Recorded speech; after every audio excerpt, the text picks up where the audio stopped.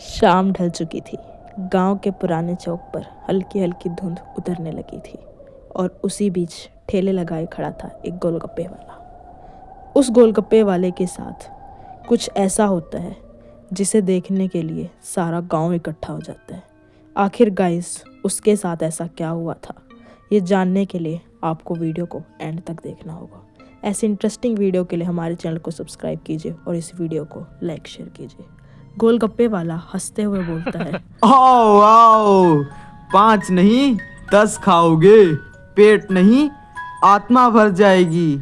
उस ठेले के पास से तभी एक औरत गुजरती है और वहीं रुककर बोलती है, अरे भैया थोड़ा पानी कम मसालेदार वाला गोलगप्पा देना, ज़्यादा अधिक मसाला मत डालना उसमें। तभी गोलगप्पे वाला आंखें सिकोड़कर उससे बोल पड़ता है, दीदी तुम पैसे दो, सिर्फ स्वाद मैं तय करूंगा और स्वाद बहुत बढ़िया बनाया है, आप फिक्र मत कीजिए। आप सिर्फ खाइए, 5 नहीं 10 खाइए, लेकिन दिल खुश करके खाइए और पैसे की चिंता मत कीजिए, जैसा पैसा वैसा स्वाद। लोगों को अजीब लगता था उसकी दुकान पर गोलगप्पे खाना और उसकी बातें, लेकिन वाकई उसके गोलगप्पे बहुत ज़्यादा स्वादिष्ट होते थे। रात होते होते वो गिनती करने लग जाता था कि आज उसने किसी को उधार तो नहीं दिया या आज उसने किसी से पैसा तो नहीं लिया। तभी वो खुद से बोलता है, यार ये आज फिर से उधार नहीं, चाहे बच्चा रोए या बूढ़ा गिड़गिड़ाए, लेकिन मुझे उधार नहीं देना, क्योंकि उधार से मेरी दुकान नहीं चलती और कोई भी मेरे सामने हाथ फैलाएगा तो मैं उसे गोलगप्पे उधार में नहीं दूंगा। तभी एक बहुत गरीब लड़का उसकी दुकान पर आता है। उसकी हालत दयनीय होती है। वो उससे कहराते हुए बोलता है, काका काका काका बस एक गोलगप्पा दे दो, आज सुबह से कुछ नहीं खाया काका, बहुत भूख लगी है, एक आध गोलगप्पा मिल जाता तो अच्छा रहता। गोलगप्पे वाला बहुत बुरी तरह से उसके ऊपर चिल्लाता है। भले उस गोलगप्पे वाले के गोलगप्पे बहुत मशहूर थे, पर उसकी नीयत बिल्कुल सही नहीं थी। वो किसी का 1 रुपए का भला नहीं करता था। वो उस बच्चे पर जोर से चिल्लाता है, जा बेटा कहीं और जा, भूख से मेरी दुकान नहीं चलती और तुम जैसे को अगर मैं उधार देने लग गया तो कमाऊंगा कैसे? तुमको मैं उधार नहीं दे सकता बेटा, कहीं और जाके खाओ और यहाँ पर ज़्यादा देर तक खड़े मत रहो, ग्राहक देखते हैं तो अच्छा नहीं लगता, जाओ। जैसे ही लड़का रोते हुए उसकी दुकान से गया, ठेले के पीछे से छप छप की आवाज़ आई, जैसे कुछ अपने आप हिल रहा हो। आधी रात बाजार बंद थी। अचानक छन छन की आवाज़ें आने लगी। एक औरत सफ़ेद साड़ी में उसके ठेले के पास खड़ी थी। वो औरत बहुत ही ज़्यादा डरावनी लग रही थी और वो उस गोलगप्पे वाले से धीमी आवाज़ में बोली, मुझे गोलगप्पे चाहिए, मुझे गोलगप्पे चाहिए, तुम बना रहे हो या नहीं, मुझे गोलगप्पे खाने हैं। तभी वो गोलगप्पे वाला डरते हुए बोला, अभी दुकान बंद है, आप कृपया करके सुबह आना, अभी गोलगप्पे खत्म हो चुके हैं, नहीं दे पाऊंगा मैं, आप सुबह आना, आपको सुबह गोलगप्पे में दूंगा। उस औरत ने उसे कुछ सिक्के दिए, पुराने, जैसे बहुत प्राचीन से हों, एकदम काले और सिक्के बर्फ जैसे ठंडे। वो औरत उससे बोल पड़ी, लालच मत करना वरना स्वाद बदल जाएगा, लालच बुरी बला है और तुम उसका अंजाम नहीं जानते।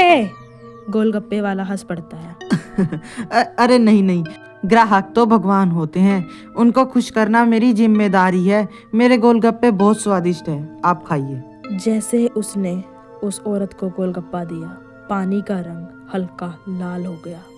गोलगप्पा जैसे खून सा लग रहा था।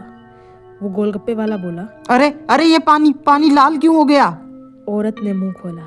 उसके दांत नहीं थे, नुकीले सुइयां उसके दांतों जैसी दिख रही थी।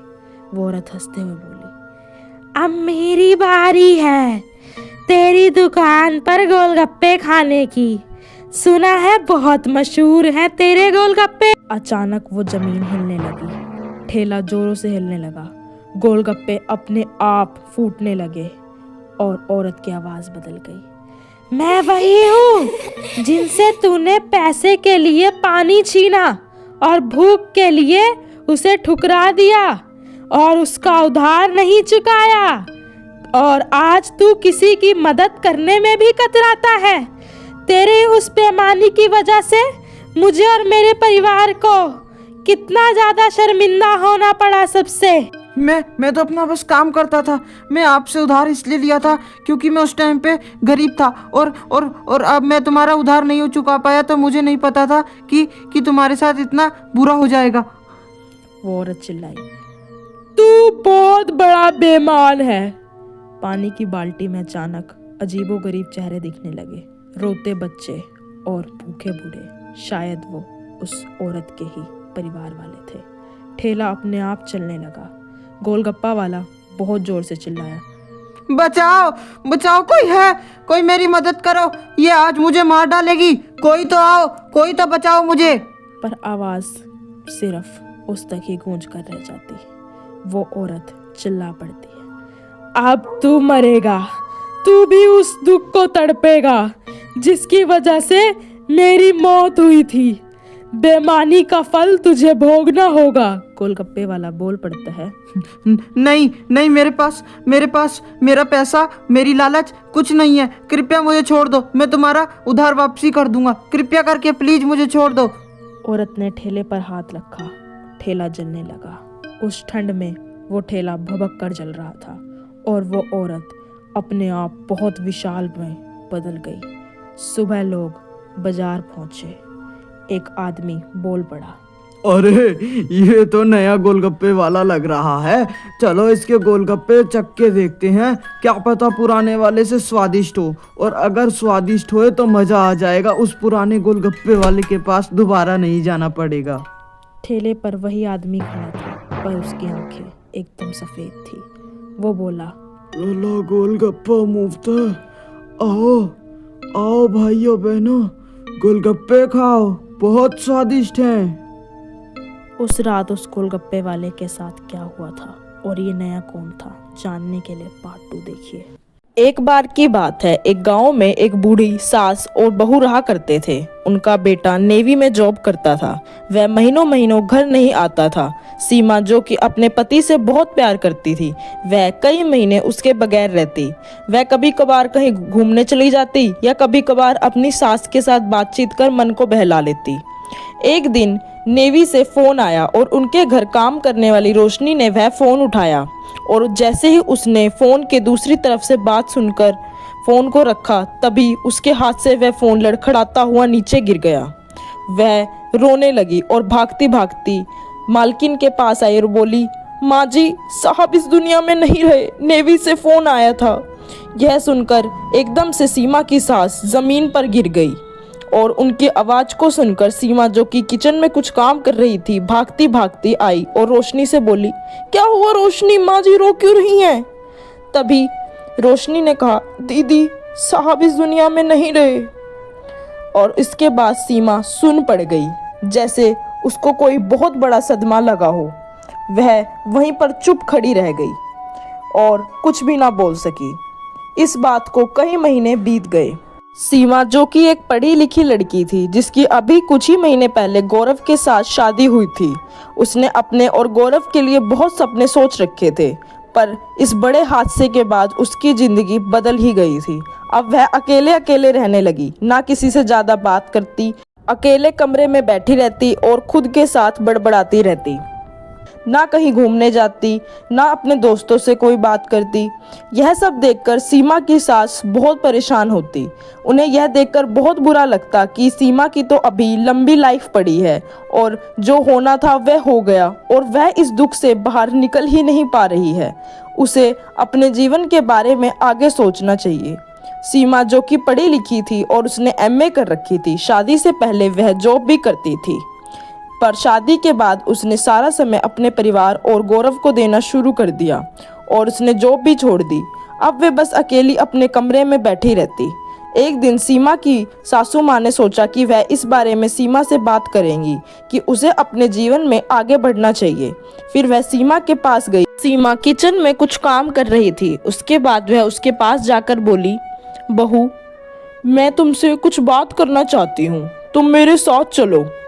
फिर सीमा की सास सीमा को अपने साथ ले गई और वह सीमा से बोली, बेटा, जो हुआ उसे भूल पाना मुश्किल है और मैं तुम्हारे दुख को समझती हूँ। मैंने भी अपना बेटा खोया है, परंतु बेटा तुम्हारे आगे तुम्हारा सारा जीवन पड़ा है, तुम्हें अपने फ्यूचर के बारे में सोचना चाहिए।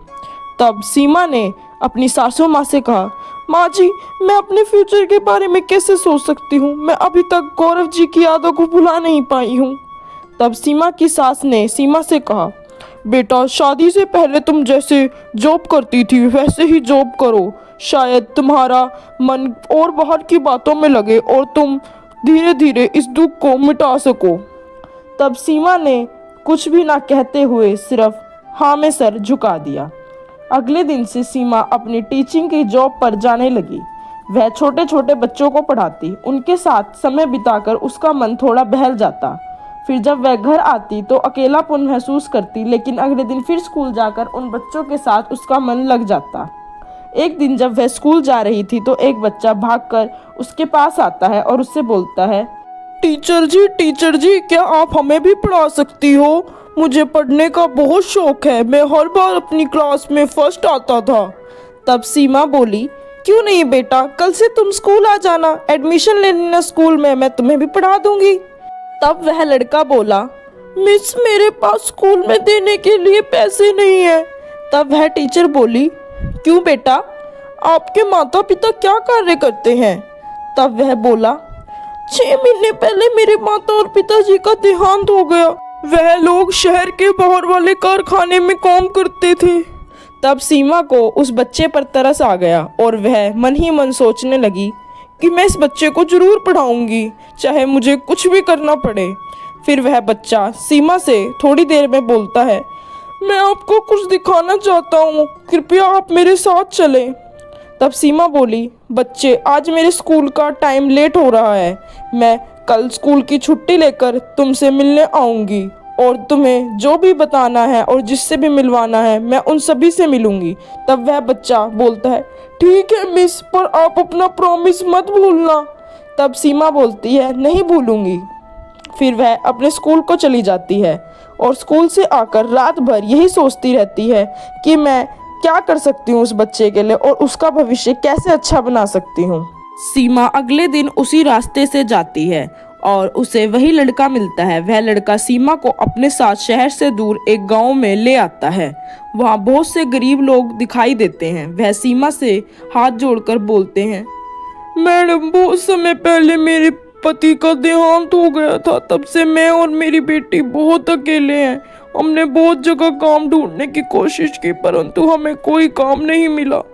तब भी वहाँ एक लंगड़ा व्यक्ति भी होता है। वह बोलता है, मैडम, एक बार काम करते हुए मेरी ये टांग टूट गई, तब से मेरे को कोई काम नहीं मिल रहा, मेरा परिवार भूखा तड़प रहा है। वह बच्चा सीमा से बोलता है, मैडम जी देखिए, हम लोगों को कोई काम नहीं मिल रहा है, कृपया हमारी हेल्प कीजिए ताकि हम लोग भी अपना भविष्य बना सकें। तब सीमा को उन लोगों पर तरस आ जाता है। तब सीमा उनसे बोलती है, मैं आप लोगों की मदद जरूर करूंगी, यह मेरा वादा है, मैं आप लोगों को ऐसे तड़पने नहीं दूंगी। सीमा चुपचाप कमरे में बैठी यही सोचती रहती कि मैं उन लोगों की कैसे मदद कर सकती हूँ। और उसने यह बात अपनी सासू माँ से भी की, परंतु उसे कोई निष्कर्ष नहीं मिला।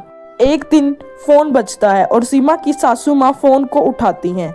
दूसरी तरफ से आवाज आई, मैम, मैं नेवी डिपार्टमेंट से बात कर रहा हूँ, क्या सीमा जी से बात हो सकती है? तब सीमा की सासू माँ ने वह फ़ोन सीमा को दिया और फिर वह बोले, मैम, गौरव जी के नाम पर 10 लाख रुपए की सम्मान निधि जारी की गई है, कृपया आप ऑफिस आकर उसे कलेक्ट कर लें। तब सीमा के दिमाग में एक बात आई कि वह इस पैसे से एनजीओ खोलेगी और उस एनजीओ के द्वारा उन बच्चों को शिक्षित करेगी और उन महिलाओं और गरीब लोगों को रोजगार प्रदान करेगी। तब सीमा की सासू माँ बहुत खुश हुई। फिर क्या था, सीमा ने उन पैसों के द्वारा एक एनजीओ खोला और उन महिलाओं को सिलाई मशीन वितरित की जिससे कि वह काम कर सकें और उन बच्चों को स्कूल बैग वितरित किए और उनकी पढ़ाई का खर्च उठाया।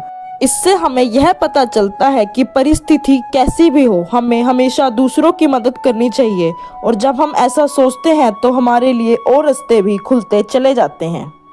जल्दी से वीडियो को लाइक शेयर कीजिए और हमारे चैनल को 200 सब्सक्राइबर तक पहुंचाइए।